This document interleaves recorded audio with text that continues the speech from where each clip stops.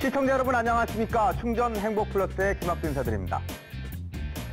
우리 몸의 중심이자 기둥이라 불리는 신체 부위가 있죠. 어디일까요? 네, 맞습니다. 척추입니다. 최근 몇 년 사이에 거의 전 연령대에서 척추질환 발생 빈도수가 점점 더 높아지고 있다는 소식을 접했습니다. 그런데 우리는요, 치료나 수술에 대한 어떤 두려움, 부담감 때문에 그때그때 진통제를 복용하거나 아니면 마사지 등의 임시 방편으로 해결하려고 합니다. 어떤 질병이든 적절한 치료 시기가 무엇보다도 중요하겠죠. 척추질환 역시 근본적인 원인과 그에 맞는 치료법을 찾아서 건강하게 해결하는 것이 중요하다는 생각을 해봅니다.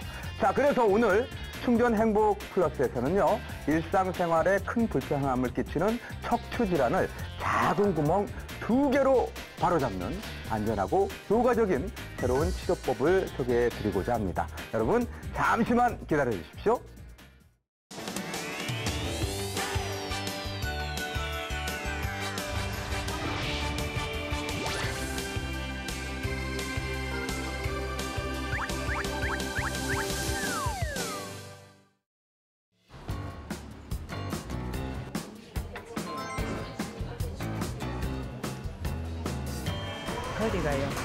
허리가 많이 아프고 걸으면 걷지를 잘 못해요. 처음에는 다리가 아파서 병원을 다니다가 나중에는 이 허리가 아프더라고요. 중간으로 오른쪽 왼쪽 다시만요.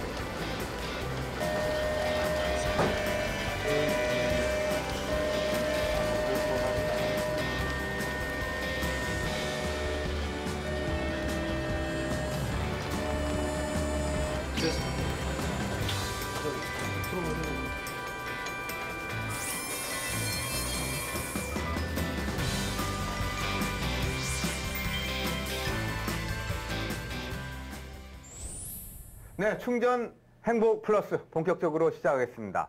우리 몸을 지탱하는 대들보 역할을 한다는 그 척추. 자, 척추 건강을 지킬 수 있는 새로운 척추질환 치료법.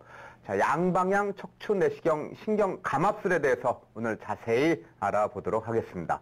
도움 말씀 주실 신경외과 전문의 엄진화 원장님 모셨습니다. 안녕하십니까? 네. 안녕하세요. 네, 반갑습니다.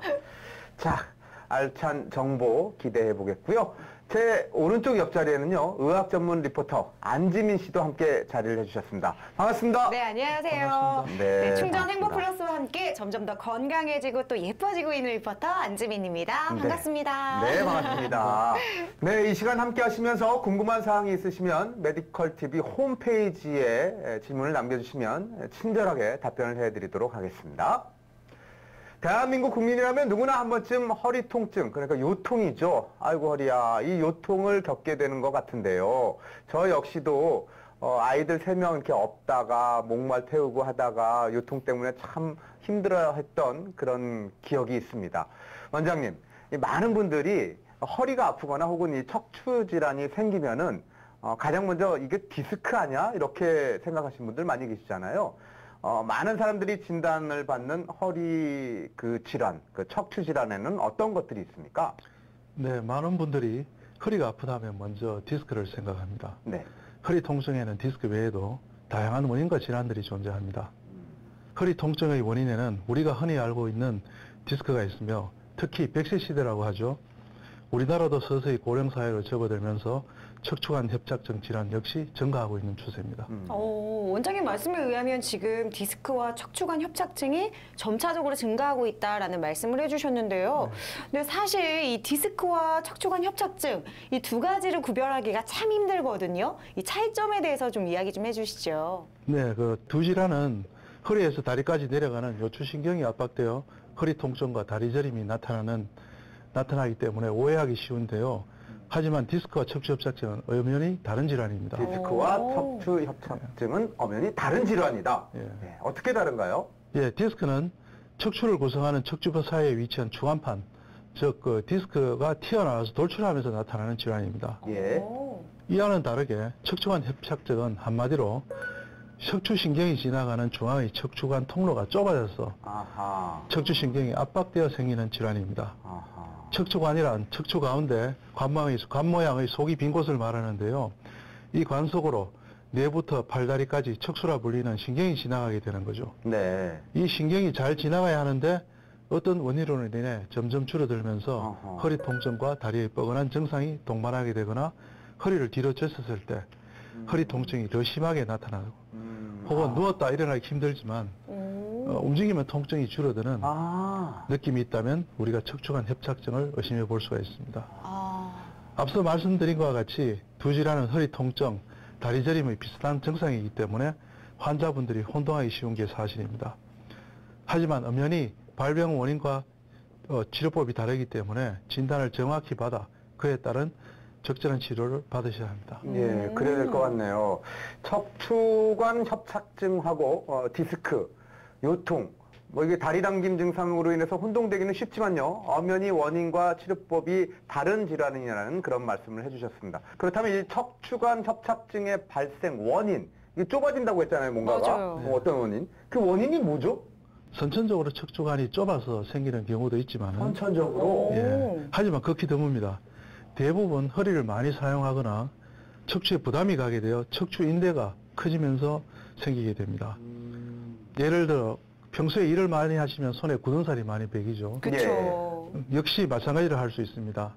허리를 많이 사용함으로 해가지고 척추인대의 굳은 살이 바깥쪽이 아니라 안쪽으로 생기기 때문에 그로 인해서 척추신경이 눌려 증상이 나타나는 질환을 척추협착증이라고 하게 됩니다. 안쪽의 근육이 눌린다. 이 질환은 오랫동안 조금씩 척추뼈와 인대 근육이 퇴화하면서 척추관이 좁아져 신경을 눌렀을 때 증상이 나타나게 됩니다.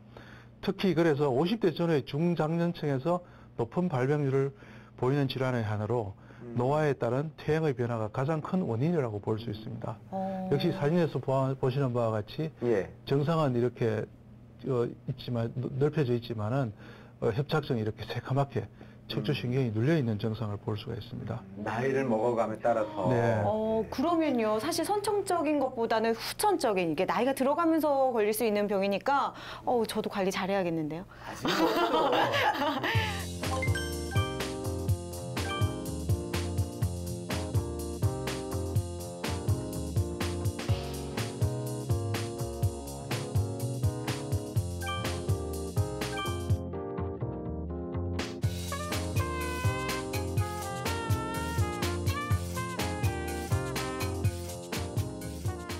그런데요, 저희 할머님들 보면요, 사실 이렇게 허리를 쭉 펼 때, 아이고 허리야 하면서 이렇게 구부리시잖아요. 이것도 협착증과 관련이 있는지 궁금하거든요.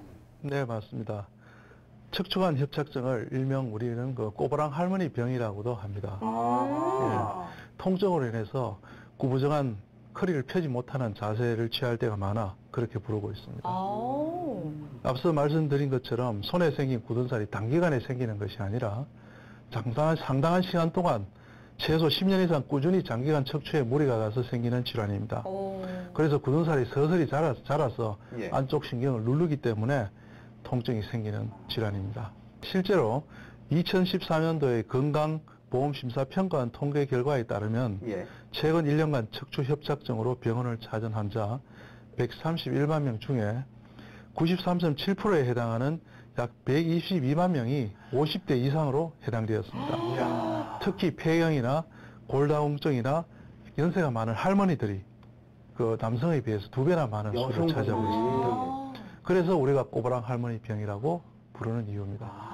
그렇군요. 근데 저희 이렇게 농사 지으신 할머님들이요. 이렇게 일을 많이 하셔서 이렇게 많이 굽어 계셨다라고 생각했는데 그게 굳은 살이 배겨서 어떻게 보면 협착증으로 이어지었다라고 이야기해도 되겠네요. 네. 뭐 그렇게 볼 수도 있겠고 그렇죠. 네, 노화로 인해서 협착증이 생긴 걸 수도 있는 거겠고 분명한 건 이제 노화로 인한 퇴행성 질환으로 주로 50대 이상에게 나타난다면요. 그에 맞는 치료 방법이 분명히 있을 것 같습니다. 척추관 협착증의 치료 방법 지금부터 알아보도록 하겠습니다. 어떠한 것들이 있나요? 네, 척추관 협착증에도 병의 단계가 있습니다. 예를 들면 종양처럼 1기, 2기, 3기, 4기 나눌 수가 있는데요. 사실 1기, 2기, 3, 4기가 치료법이 다 다릅니다. 당연히 치료법이 달라야 되겠죠. 그렇죠. 1기인 경우에는 우선 통증이 심하지 않기 때문에 적절한 운동요법과 예방적 치료가 필요합니다. 2기에는 우리가 약물 치료, 적극적 물리치료, 그 주사요법을 시행합니다. 아하. 그래서 이와 같은 유명한 치료법들이 우리가 흔히 알고 있는 신경성형술, 또 풍선 확장술 이런 방법들이 있습니다. 하지만 이런 방법들이 효과가 없을 경우, 즉 예. 상기 이상이 되었을 경우 예. 사실 신경성형술이나 풍선 확장술로 거의 효과를 보지 못합니다. 그런 경우에 우리가 이제 고민에 빠지게 됩니다. 병원에 가서 진단을 받아보면은 이제 수술을 자꾸 권합니다. 예. 하지만 연세가 많기 때문에 과연 수술을 해야 될지 고민에 빠지게 됩니다. 그렇군요.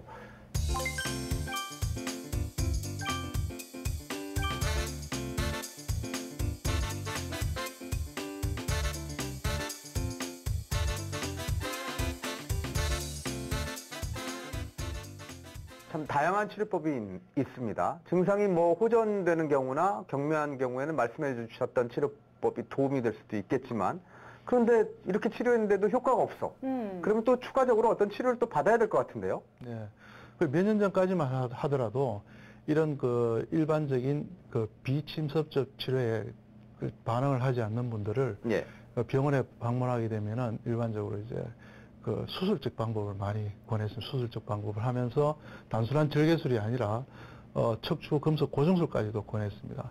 하지만 이 척추 협착증의 대부분 환자분들이 고령이고 또 지병이 있는 관계로 해서 수술을 권하면 상당히 꺼리게 됩니다. 맞아요. 네. 아니 척추 질환으로 진단을 받으면요, 많은 분들이 이걸 지금 치료를 받아야 되나 말아야 되나 고민하시는 분들이 참 많거든요. 척추는 중요한 부분이니까 한번 이렇게 손대면 계속 손대야 된다. 한번 칼대면 계속 칼대야 된다. 이런 말 하잖아요. 심각한 부분이죠. 그래서 많은 분들이 좀 고민을 하시는데 이런 부분에 대해서 어떻게 생각하시나요? 네, 맞습니다. 어느 누가 자기 몸에 칼대기를 좋아하겠습니까? 그렇죠. 어떤 경우는 칼대기는 쉽지가 않습니다. 또한 수술에 대한 불안감과 걱정은 누구나 다 마찬가지입니다. 의사들 역시 무턱대고 수술을 권하지는 않습니다. 예. 하지만 증상이 악화되거나 이런저런 치료가 효과가 없을 경우에는 할 수 없이, 그리고 배변 장애가 오거나 마비가 왔을 경우에는 할 수 없이 수술을 권할 수밖에 없습니다. 네. 그래서 수술적 치료가 두렵고 부담스러운 것은 마찬가지겠지만은 역시 질병의 치료에는 시기가 중요합니다. 시기. 예, 네. 적절하게 수술이 필요하다면은 수술을 생각을 해 보셔야 될 것 같습니다. 예. 그래서 요즘에는 그 의사들도 수술에 대한 부담을 최대한 줄이기 위해 가지고 가능하면 적게 절개를 하고 또 가능하면은 최소 침습적으로 하는 방법을 개발하게 되었습니다. 예. 요즘 그 복부 수술도 사실 그 절개 수술보다는 복강경을 복강경. 많이 하지 않습니까? 척추 질환 역시 과학 기술의 발전으로 절개하는 현미경 수술에서 복강경과 같이 내시경으로 하는 그런 시대로 바뀌어가고 있는, 그래서 예전에는 불가능했던 여러 척추 질환을 이제는 내시경으로 치료하고 있습니다. 내시경 수술을 한다. 네. 맞습니다. 이게 외과 수술도 가능한 최대한 적게 절개를 하는 그런 복강경으로 많이 바뀌고 있다고 하는데, 척추 질환 역시 말씀해 주신 내시경 치료라면 뭐 환자들이 부담을 좀 덜 할 것 같다는 그런 생각이 듭니다.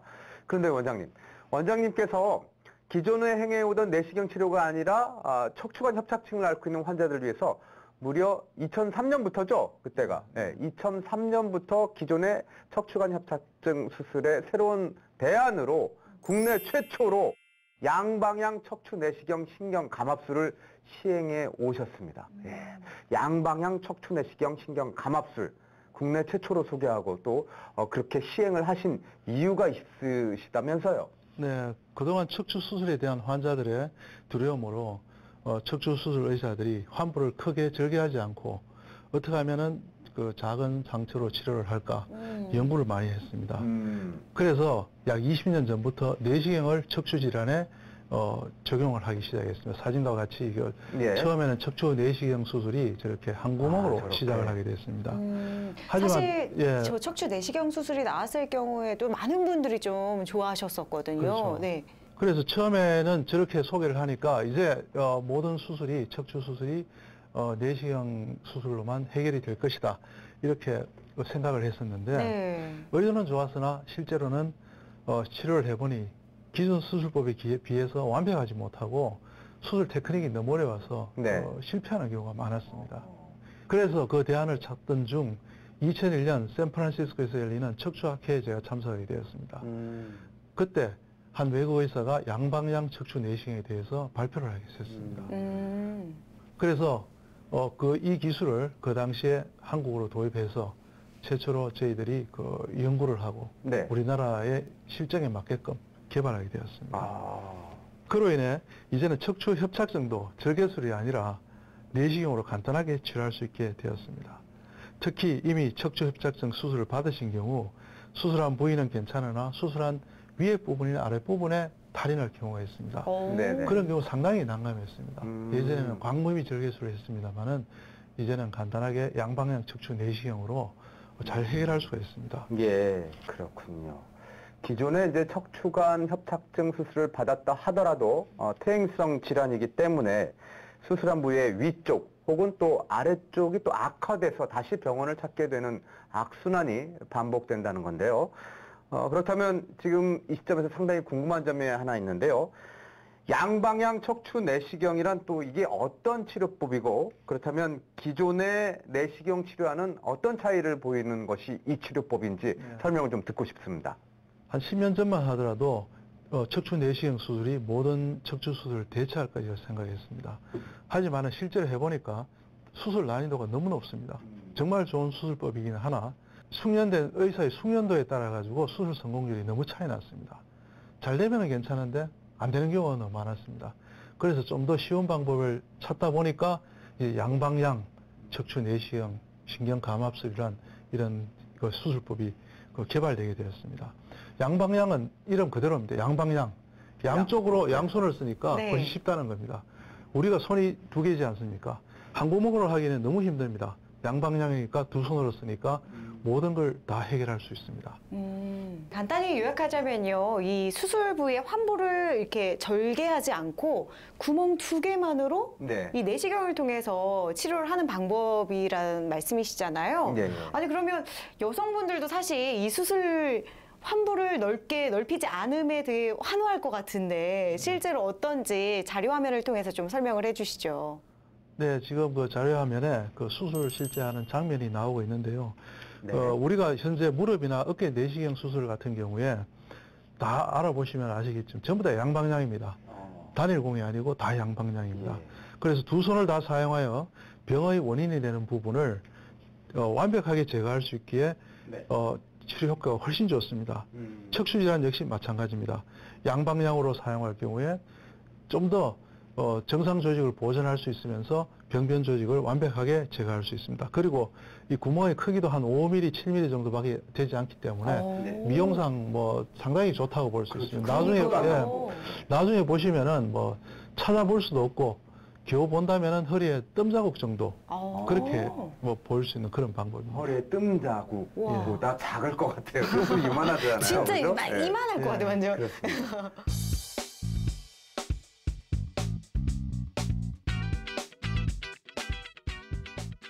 이 치료법이 기존 치료법보다 높은 치료 효과를 얻을 수 있는 이유는 어디에서 찾을 수 있을까요? 예, 보통 우리가 수술법이라 하면은 수술의 성공률을 높이기 위해서는 한 3가지 조건이 필요합니다. 3가지 조건? 예, 첫째는 정확한 진단. 정확한 네. 진단. 예, 둘째는 깨끗한 수술 시야의 확보. 수술 시야. 셋째는 병변을 완벽하게 제거할 수 있어야 됩니다. 예, 이런 관점에서 위의 3가지 조건을 완벽하게 충족시킬 수 있는 치료법이 바로 양방향 척추 내시경 신경 감압술입니다. 예. 기존 하나의 구멍을 통해서 내시경과 수술기를 동시에 넣고 삽입하는 수술법에 비해서 이 2개의 구멍을 통해 수술하기 때문에 네. 진단도 정확하게 할 수 있고 넓은 시야를 확보를 하고 네. 또 우리가 다양한 수술기구를 사용해서 완벽하게 병변이 되는 부분을 제거할 수 있습니다. 이는 그 비수술적 치료는 거의 조직의 손상 없이 통증이 완화될 수 있으나 네. 반면 직접적인 원인 해결이 어렵습니다. 예, 절개 수술법은 반면 또 치료 효과는 좋지만은 절개 부위가 너무 크기 때문에 환자의 부담이 심합니다. 예. 어떻게 보면 이 2가지의 장단점이 잘 어우러진 방법이 양방향 척추 내시경 수술이라고 생각을 하고 있습니다. 그래서 수술 효과 역시 네. 네. 일반 절개 수술에 비해서 못지않게 아주 뛰어난 효과를 보고 있습니다. 또 환자의 입장에서는 전신 마취를 하지 않고 척추 마취나 부부 마취를 하니까 그렇겠네요. 얼마나 좋겠습니까? 빨리 깨어나고. 예, 그리고 또 고령 환자들이 많고 우리가 그 지병을 갖고 있는 분들이 많습니다. 그런 분들도 역시 그 마취에 문제가 있습니다. 예. 가능하면 전신 마취보다는 손상이 적은 그리고 몸에 부담을 덜 주는 부어 마취로서 해결할 수 있게 이런 방법도 요새 상당한 곽광을 받고 있습니다.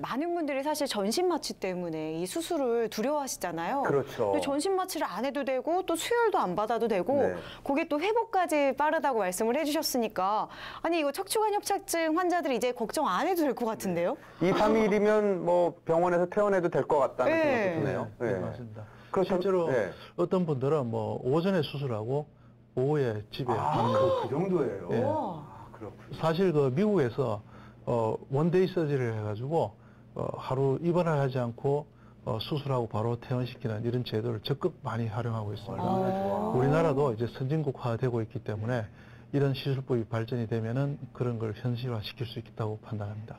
그렇군요. 자, 그럼 척추관 협착증을 양방향 척추내시경 신경감압술로 치료받게 되면은 환자는 어떤 시술, 그 치료 과정을 거치게 되는지 양방향 척추내시경 감압술로 척추관 협착증을 치료한 사례를 보면서 좀 더 자세한 설명을 들어보도록 하겠습니다. 준비되신 사례가 있죠? 네, 예. 68세 여자 환자입니다. 척추 협착증 진단을 받고 또 이분 당뇨 고혈압이 심했습니다. 또 그 심장에 우리 스턴트라고 하는 그 시술까지 받으신 분이 돼가지고 여러 가지 치료를 다 했습니다. 신경서행술도 하고 했습니다만은 효과가 없었습니다. 효과가 없을 수밖에 없죠. 이 사진을 보면은 3, 4번에 신경 내려오는 줄기가 막혀가지고 통하지 않습니다. 예. 그래서 이런 환자분들은 수술을 하자고 하면은 사실 겁이 나서 잘 그렇죠. 못합니다. 네, 그래서- 68세 고령이시잖아요. 네. 그래서 이런 환자분을 그 양방향 척추 내시경 수술을 하고 나니까 역시 그 하고 나서 사진을 보면 이렇게 다 뚫려 있는 그런 소변을 보이고 있습니다. 그렇군요. 예. 네, 52세 역시 여자분으로 이분은 척추 협착증이 아니라 척추 디스크 환자입니다. 아, 디스크. 예. 어. 요추 5번과 선추 1번 사이 좌측으로 이렇게 사진에 보시면은 왼쪽으로 신경이 내려가는 길이 반쪽으로 막혀 있죠. 이런 경우를 척추 디스크라고 합니다. 아까 아. 협착증과는 다릅니다. 네. 이분은 그 신장 콩팥이 망가져가지고 그 신장 투석기를 돌리는 분이었습니다. 그 이런 분들도 마취가 상당히 곤란했습니다만은 일단 간단하게 척추 마취로 그 양방향 척추 내시경 수술을 한 후 바로 신장 투석기를 돌리는 그런 아주 특이한 경우였습니다. 이렇게 심한 그 지병을 갖고 있는 분들이라도 양방향 척추 수술을 간단하게 시행할 수가 있습니다. 그렇군요. 콩팥에 이상이 있어도 뭐 당뇨나 고혈압이 있어서 수술적 치료를 좀 미뤄왔던, 꺼려했던 그런 환자들도 부담 없이 치료를 받을 수 있다는 얘기인데요.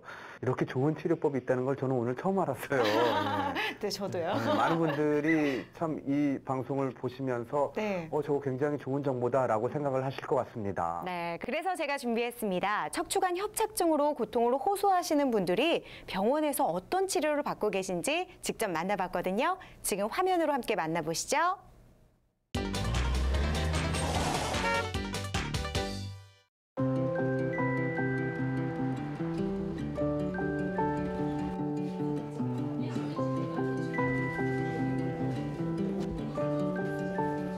어디가 편찮으셔서 오셨어요? 허리가요. 허리가 많이 아프고 걸음을 걷지를 잘 못해요. 피해지지를 않아요, 허리가. 처음에는 다리가 아파서 병원을 다니다가 나중에는 이 허리가 아프더라고요. 그래서 병원에 와서 저걸 했더니 허리에다 주사를 주더라고요. 근데 안 아팠어요. 근데 한 일주일 지니까 다시 아픈 게 더 아픈 거예요. 그래서 내가 다시 또 찾게 됐어요.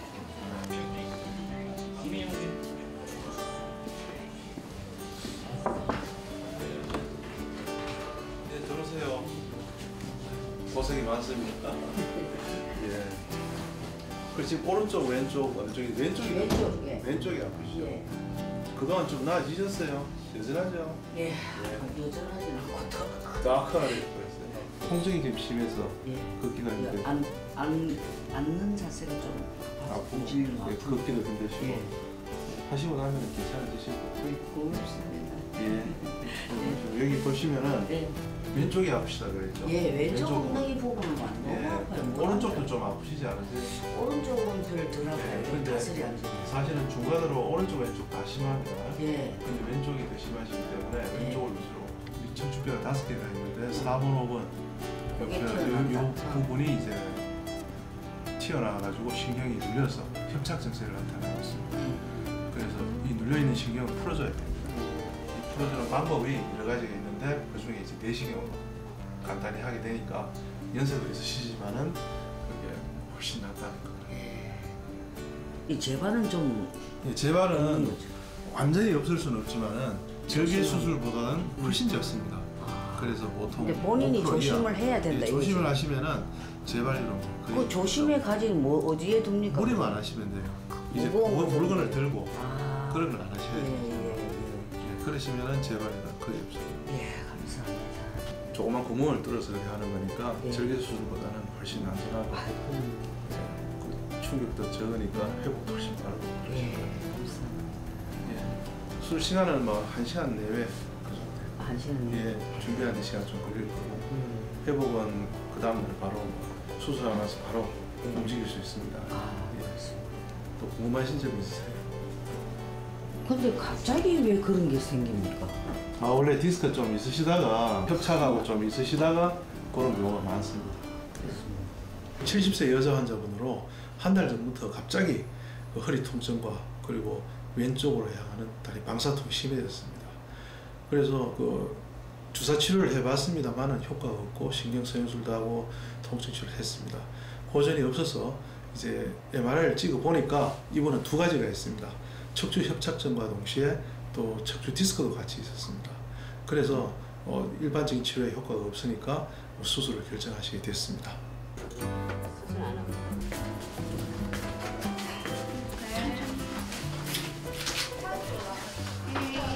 안쪽으로 들어오시고요. 신발 이걸로 갈아주는 거예요.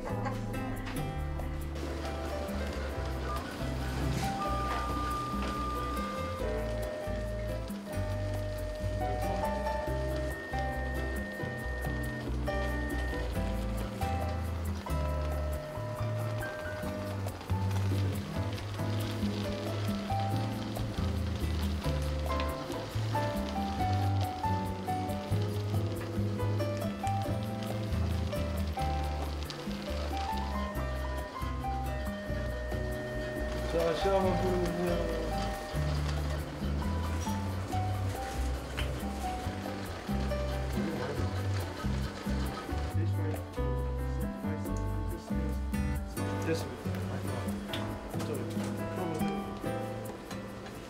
이번은 특히 그 디스크와 협착이 같이 동반된 환자입니다. 그래서 협착만 제거할 수 없으니까 디스크와 협착 둘 다 해결을 했습니다. 그래서 한 마리 돌 하나로 뭐 2마리 토끼를 잡는 식으로 연세가 많으신 70세이지만은 부부 마취를 해가지고 성공적으로 디스크와 협착을 다 제거했습니다. 물론 지금 수술 끝나고 나서 한 2시간 후에 보행이 가능합니다. 하지만 연세가 있으시기 때문에 굳이 그렇게 하실 필요는 없고 하루 지난 그 다음날 충분히 보행을 하고 일상생활이 가능합니다. 김정혜 씨. 김정혜 씨. 김정혜 씨. 아이고, 예. 고생하셨습니다. 다행히 뭐 잘 끝났으니. 근데 상당히 심하더라고요. 그래서 2가지 다 해결을 완벽하게 해놨습니다. 아니, 다리 움직이세요. 다리 움직여 보세요. 자, 오른쪽 왼쪽. 아니, 좋습니다. 지금 아픈 데 있으세요? 목이 아프시고. 예, 좋습니다. 아이, 고생하셨습니다. 내일 되면 걸으실 수 있고. 네, 그렇게 합시다. 오늘 잘 주무세요.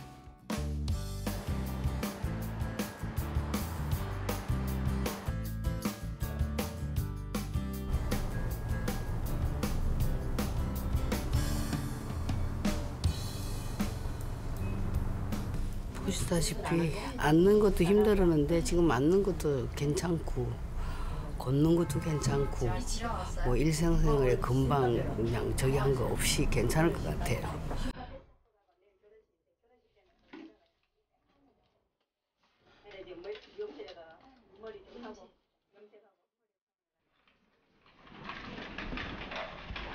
좀 어떠세요, 어머니? 아프지도 않아요. 아프시지 않으세요?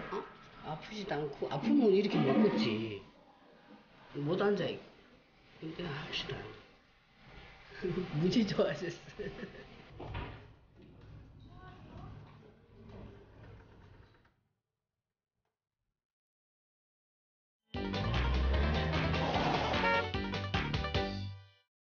병원을 찾아가 보니 이 척추 질환으로 고통을 호소하시는 분들이 참 많으시더라고요. 그런데 30분 정도의 시술 시간에 비해서요, 만족도는 정말 어마어마하더라고요. 그렇죠. 네. 네. 이 척추 질환으로 고생하시는 많은 분들이 그 양방향 척추 내시경 신경 감압술로 치료를 받고 계셨다는 사실을 이제 볼 수가 있었는데요. 네. 이렇게 영상으로 보니까 앞서 우리 박사님께서 말씀을 해주신 대로 비교적 간단한 시술이긴 하지만 의사분들의 숙련된 실력이 중요하지 않을까 하는 그런 생각도 문득 들었습니다. 물론 뭐 여기 박사님, 오늘 나와주신 박사님이야 국내 최고 권위자이시니까 저희들이 뭐 의심하진 않습니다. 네. 그래도 혹시나 네. 뭔가가 이렇게 잘못되다 보면 부작용이 생길 수도 있을 것 같은 그런 부위가 아마 척추 부위가 아닐까 하는 생각이 드는데, 그런 걱정을 하고 계신 분들에게 시술 부작용 걱정 안 해도 된다라는 그런 근거 있는 말씀 한마디 듣고 싶습니다. 그렇죠. 시술을 앞두면 누구나 다 걱정이 네, 앞서요. 걱정되잖아요. 예. 하지만 이 양방향 척추 내시경 수술은 아주 최소 침습 수술이기 때문에 절개 수술에 비해서 부작용이 월등히 적습니다. 그래서 없다고는 할 수는 없으나 예. 월등히 적다고 장담할 수 있습니다. 그렇군요. 그렇다면 원장님, 척추관 협착증 외에도 양방향 척추 내시경으로 치료할 수 있는 척추 질환 어떤 것들이 있나요? 예, 처음에는 이제 디스크부터 시작을 했습니다만은 네.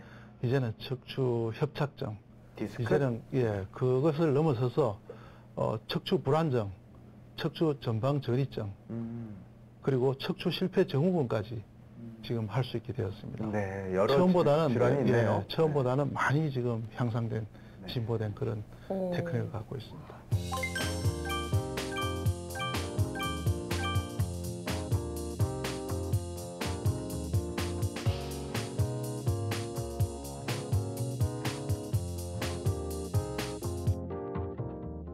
네, 원장님께서 지금 내시경을 통해서 많은 척추 질환을 고칠 수 있다라고 말씀을 해주셨는데요. 근데 저는요, 그 중에서도 척추 전방 전이증과 척추 금속 고정술이 조금 생소하거든요. 어떤 질환인지 설명 좀 해주시죠. 네, 척추 전방 전이증이라는 것은 그 척추뼈가 말 그대로 전방 전이 앞쪽으로 전이된 질환입니다. 지금 사진에 보시면은 이렇게 앞쪽으로 뼈가 하나 앞으로 빠졌죠. 이걸 우리가 척추 전방 전이증이라고 합니다.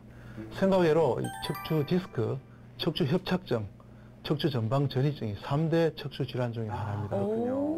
예, 그래서 요 밑에 사진을, 그 수술 사진을 보시면은 이게 네. 금속으로 고정되어 있죠. 네. 고정되어 있고 뼈와 뼈 사이 골 융합술이 되어 있습니다. 사실 이런 수술을 하려면은 예전에는 광범위 절개술을 했습니다. 여기서부터 한 12cm 정도 절개를 해가지고 근육을 다 당기고 네. 실제로 그 금속을 안에 집어넣어야 됩니다. 그래서 과거에는 이게 내시경으로 불가능하다고 생각했습니다. 하지만 저희 척추연구팀이 열심히 네. 노력하고 연구한 결과 이런 그 척추 금속 고정술도 네. 내시경으로 마침 할 수 있게 되었고 야. 현재 200내 이상 아주 성공적으로 좋은 결과를 보고 있습니다. 그렇군요. 대단하십니다. 국내 척추 연구팀, 엄진화 원장님을 비롯한 척추 연구팀 여러 네. 연구원들에게 박수 한번 보내드립니다. 아, 네. 근데 말씀하실 때 원장님이요, 이렇게 네. 성공했습니다 하실 때 좀 약간의 미소를 머금어 주세요. 뿌듯하신 뿌듯하고 거예요. 자신감이 넘치신 거예요. 이 양방향 척추 내시경이 이제 척추관 협착증과 디스크 환자 이외에도 척추 수술 실패 증후군, 척추 불안정증, 척추 전방위 전이증 환자들에게도 많은 도움을 줄 수 있다라는 말씀을 해주셨습니다. 척추 질환으로 고생하고 있는 환자들에게는 정말 희소식이 아닐 수가 없겠네요. 네, 그렇습니다. 사실 척추 실패 증후군 이 겪어보지 않은 사람은 모릅니다. 수술을 한번 했는데 다시 재발해서 아유. 또 수술을 해야 된다. 네. 얼마나 참 참담하겠습니까? 예. 그리고 척추 불안정, 척추 전방 전이증. 대부분 이와 같은 경우에는 사실 그 광범위한 신경 감압술, 그리고 광범위한 절개술이 필요합니다. 그래서 사실 이런 수술을 권할 때도 담당 의사들도 상당한 부담감을 느낍니다. 그렇군요. 하지만은 이제 최소 침습 방법인 양방향 척추 내시경 수술로서 또 하나의 대안이 되고 있습니다. 그렇군요. 이 외에도요, 원장님께서는 척추 수술 환자에게 초음파 절삭기를 이용한 척추골 절개, 절제술을 새롭게 적용하고 있다고 얘기를 들었습니다. 이 단어들도 좀 생소하다는 그런 느낌 저는 좀 듭니다. 이게 어떤 시술인지 자세한 설명을 좀 부탁드리겠습니다. 예, 초음파 절삭기라는 거는 사실 몇 년 전부터 외국에서 만들어져서 이미 안정성이 확보된 수술 기구입니다.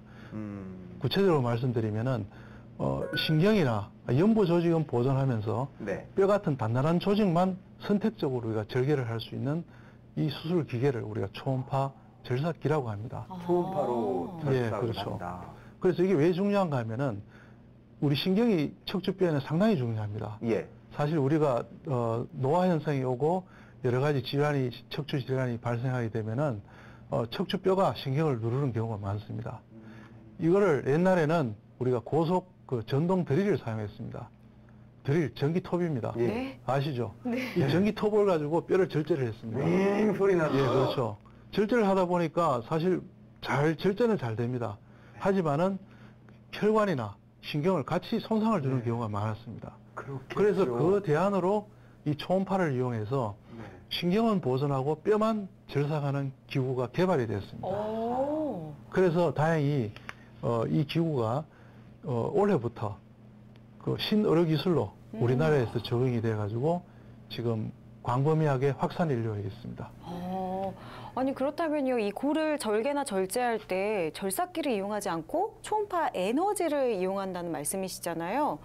그렇게 되면 많은 분들이요, 이 에너지라고 하면 또 생소해서 우려하시는 부분이 계실 것 같아요. 이 안전한 시술법인지 설명 좀 해주시죠. 네, 이미 그 초음파 절삭기를 이용한 척추골 절제술은 다수의 외국 논문과 신의료기술 평가에서 이미 안정성이 확보되어 있습니다. 보시는 바와 같이 보건복지부 고시 2017호 31호에 보시면은 2017년 2월 20일부터 신의료기술 평가가 우리나라에서도 안전하다고 이미 보건복지부에서 고시를 해놨습니다.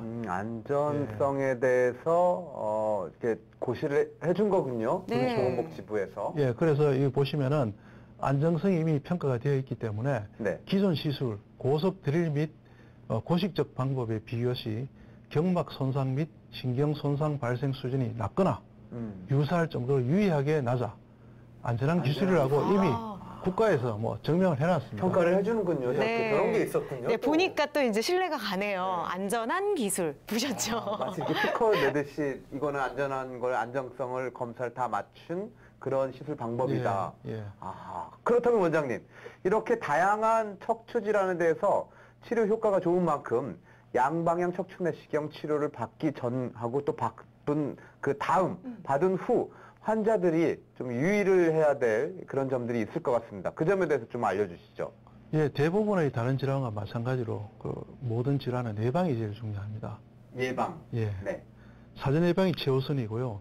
치료 역시 사후 관리가 굉장히 중요합니다. 네. 예, 특히 척추 질환은 외상의 경우도 있지만은 대부분 고령의 환자 또 장기간 우리가 위험에 노출됨으로써 생기는 질환이기 때문에 자기 생활 습관을 바꾸지 않으면은 이게 회복되지 않습니다. 네. 간혹 담배를 많이 피운다든지 또 허리를 굽혔다 폈다 하는 작업을 많이 하시는 분들은 수술을 받아서 통증이 나아지더라도 그런 위험에 노출되는 그런 환경, 담배를 피운다든지 허리를 굽히는 환경, 이 환경을 가능한 피하는 게 사후 관리가 굉장히 중요하다고 볼 수 있습니다. 담배가 또 여기서 또 적으로 나타나는군요. 네, 예. 만병의 그냥 적이에요. 그렇죠. 네. 노화되면서 흡연, 이거는 사실 이런 병을 만약에 앓게 됐을 때 좀 치명적인 요소로 작용할 수 있는 게 네. 흡연인 것 같습니다. 예, 이럴 때 담배 끊어야 될 것 같습니다. 자, 충전 행복 플러스. 오늘은 신경외과 전문의 엄진화 원장님을 모시고 척추질환의 새로운 치료법, 양방향 척추 내시경에 대해서 자세히 알아보고 있습니다.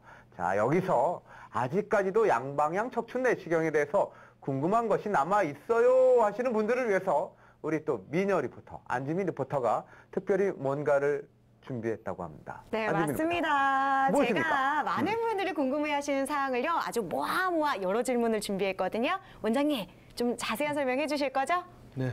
자, 그럼 하나하나 저희가 질문을 드리도록 하겠습니다. 이것이 궁금하다. 양방향 척추 내시경 Q&A. 척추관 협착증과 디스크와 같은 척추 질환을 진단할 수 있는 자가 진단법이 있을까요? 예, 자가 진단법이 있습니다. 척추 디스크의 경우 우리가 편편한 곳에 누워가지고 다리를 들어 올려보면은 다리를 올리면은 통증이 시작됩니다. 그리고 그 척추 협착증의 경우에는 누워서 다리를 들어 올려도 통증이 잘 없습니다. 그리고 척추 디스크 같은 경우는 서서 걷기 시작하면은 통증이 시작됩니다. 그러나 척추 협착증의 경우 처음에는 통증이 없다가 어느 일정 시간이 지나거나 어느 시기가 되면은 허리가 아파서 우리가 반드시 쉬어야 됩니다. 그래서 쭈그리고 앉았다가 일어서서 가면은 또 괜찮아집니다. 그리고 보행을 할 때 아까 말씀하셨죠. 꼬부랑 할머니 병이라고 했습니다. 허리가 자꾸 앞으로 구부러집니다. 이런 경우는 한 번쯤 척추 협착증을 의심해 보셔야 됩니다. 허리에서 엉덩이까지 통증이 있고 다리 통증을 동반하기도 합니다. 천장을 보고 바로 눕거나 엎드려 자는 것이 힘듭니다. 허리를 뒤로 젖히면 허리나 다리에 통증이 심해집니다. 앉거나 서 있을 때보다 걸을 때 더 다리가 저리고 당깁니다. 보행 시 걷다가 쉬기를 반복해야 하고 쪼그리고 앉으면 정상이 덜합니다.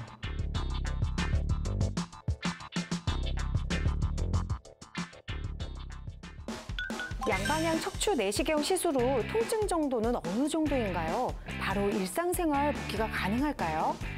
예, 최소 침습 수술이기 때문에 바로 통증이 없습니다.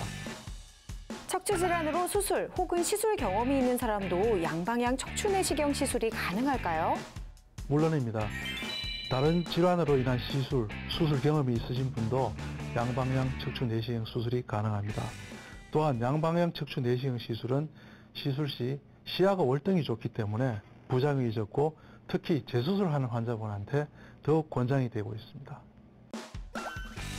양방향 척추 내시경을 받은 후 혹시 척추관 협착증이 다시 또 재발할 가능성은 없나요? 물론 재발 가능성은 있습니다. 그러나 그런 경우는 극히 드뭅니다. 그러니 재발 가능성은 걱정하지 마시고 우선 적절한 치료를 받는 것이 중요하다고 판단됩니다.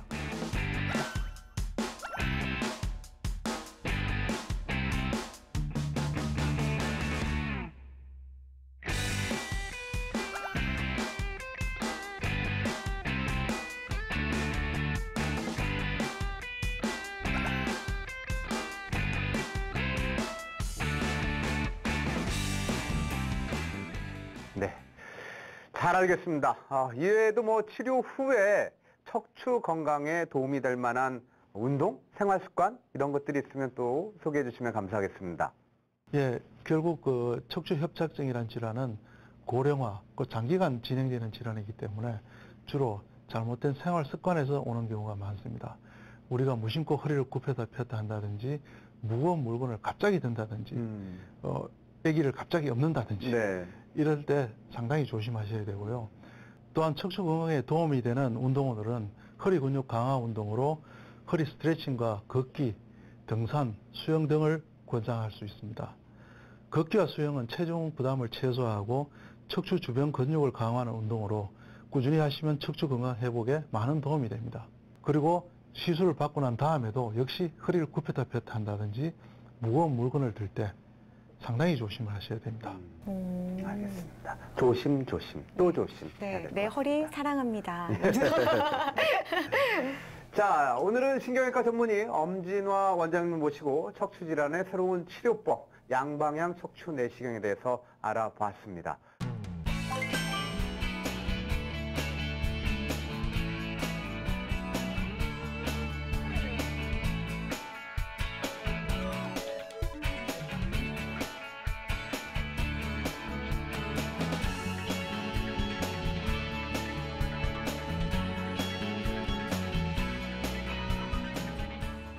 원장님, 마지막으로 척추 질환으로 힘들어하시는 많은 환우분들에게 도움이 될 만한 한 말씀 주시기 바라겠습니다.